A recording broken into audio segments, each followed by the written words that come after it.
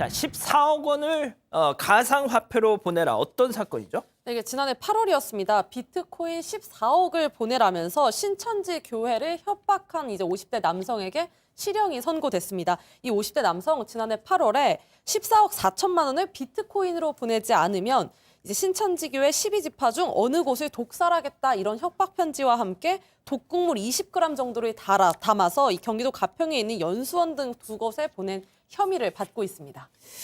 자, 이게 말이죠. 그 처음에 지난해 나왔던 사건인데 발신인을 알 수 없는 또 거액을 요구하는 이런 협박 편지. 의문점이 굉장히 많았어요. 그렇죠. 예. 그래서 이게 신천지 측의 자작극이 아니냐 뭐 이런 얘기까지 있었단 말이죠. 이게 금액이 좀 중요해요.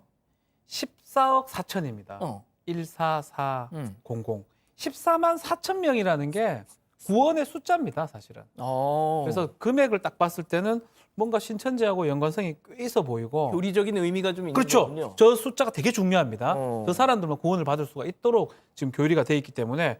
근데 신천지 측에서는 이거 음해다. 우리하고 음해다. 아무 관계가 없다라고 얘기하고 편지 쓰는 양식들이 있나 봐요. 뭐 대전에서 지파에서 쓰는 편지 양식이 있고. 근데 다른 데서 보냈는데 양식이 다른 양식으로 왔기 때문에 아마도 우리를 조금 내부인인 저건가 봅니다. 그렇죠. 외부인인데 내부인을 가장해서 외부인이 우리를 음해하기 위해서 한 것이다. 저 비밀 편지 나오겠죠. 그렇게 추정을 하고 있는 상황입니다. 근데 저는 저 양반이 뭔가 좀 착각을 했던 게 14억 4천 차라리 그냥 10 비트코인을 보내라. 이렇게 해야지 14억 4 계속 이 가치가 변동되기 때문에 그 액수를 맞출 수가 없어요. 절대 불가능하죠. 네. 그러니까 가상화폐를 잘 모르는 분이에요. 그러니까 말이에요. 예. 자, 아무튼 이 기자 알고 봤더니 그 저 편지를 보낸 사람 신천지랑 관련이 없는 사람이었어요. 네, 처음에 저런 편지 양식도 이제 대전에서 보낸 것으로 추정되는 상황이었는데 경찰 조사 결과 이 50대 남성 같은 경우에는 대전에는 연고도 없고 이 서울에 살고 있었고 또 신천지 교인도 아니었고 또 어떤 개인적인 신천지와 개인적인 인연이 있었던 것도 아니었던 것으로 파악됐습니다. 다만 이 혐오나 원한이 아닌 단순한 금품 갈취를 목적으로 이런 범행을 저지른 것으로 조사가 됐습니다. 자, 그런데 이 사람 뭐가 됐든 보면은 청산가리를 저렇게 동봉을 약간 했더라고요. 그리고 또 USB까지 저렇게 첨부를 저기다 담아서 보내라는 얘기였겠죠? 비트코인을. 하하.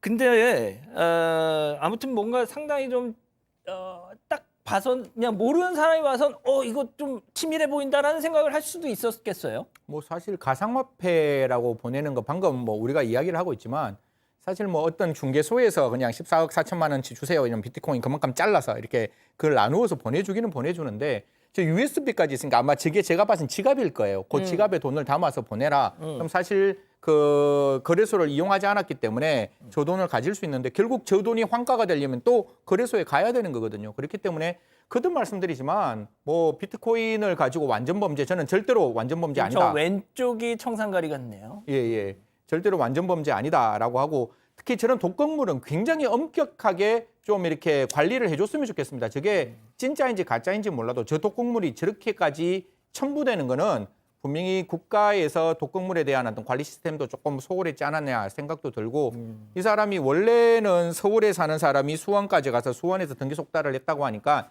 나름대로는 뭐 좀 이렇게 적극적으로 범죄를 은폐하고 싶었는데 결국 USB와 포렌식을 통해서 적각 체포되었다. 절대로 완전 범죄는 있을 수 없다. 이런 말씀드리겠습니다. 자, 지난해 8월에 비트코인을 보내라 했다는 거 보면은 물론 본인은 이제 추적을 피하기 위함이었겠지만 지금 뭐 비트코인 난리 난 거에 비하면 약간 선견지명은 좀 있었다 이런 생각이 드는데 아무튼 알고 봤더니 처음이 아니었어요, 이게. 예, 맞습니다. 과거에도 정말 비슷한 범행으로 이 대기업을 협박한 적이 있었는데요. 2015년에는 분유 업체 대표에게 나에게 15억을 주지 않으면 분유에 독극물을 넣어서 뭐 이렇게 청산가리를 넣겠다. 이런 편지를 무려 4차례나 보낸 적이 있습니다. 협박 편지를 보내서 돈을 요구하고 그렇지 않으면 뭐 독극물을 사용하겠다라는 이 범행 수법 이번 신천지 교회에게 보낸 편지와 똑같이 닮아 있습니다.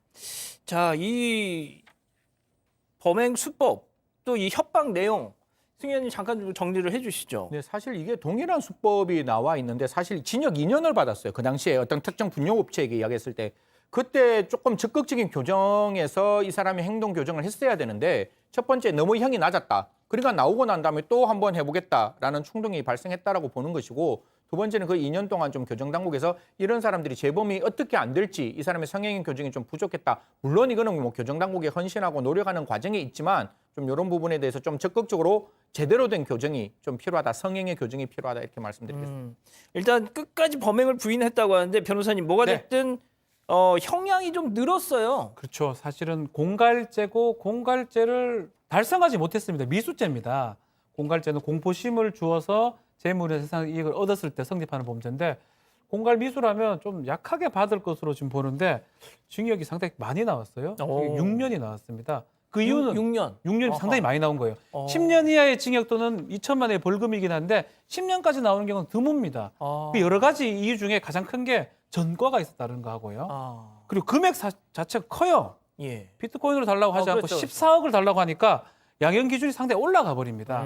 거기에다가 이제껏 반성하지도 않았고 뭐 변명도 지금 하고 있는 상황 이런 것들이 반영이 돼가지고 결국은 지금 6년이 됐는데 실제로 공갈죄 달성하지 못했는데 이 정도 형이 나오는 게 드물고요. 또 누범이 적용되면 누범은 뭐냐면 동종의 범죄를 저지르고 3년 이내에 형식 다 마치고 3년 이내에 또다시 저지르면 장기를 가중해 버립니다. 그런 나쁜 요소들이 많이 가중이 됐기 때문에 6년형이 선고된 것입니다. 그렇군요. 자, 아마 뭐 지난해 8월 이런 편지를 보냈다는 거 보면 신천지 이 교단 측이 당시 이제 그 신천지 측에 곤궁했던 처지를 이용해서 저렇게 하려고 했던 게 아닌가 이런 생각이 좀 드네요. 알겠습니다. 여기까지 짚어봤고요.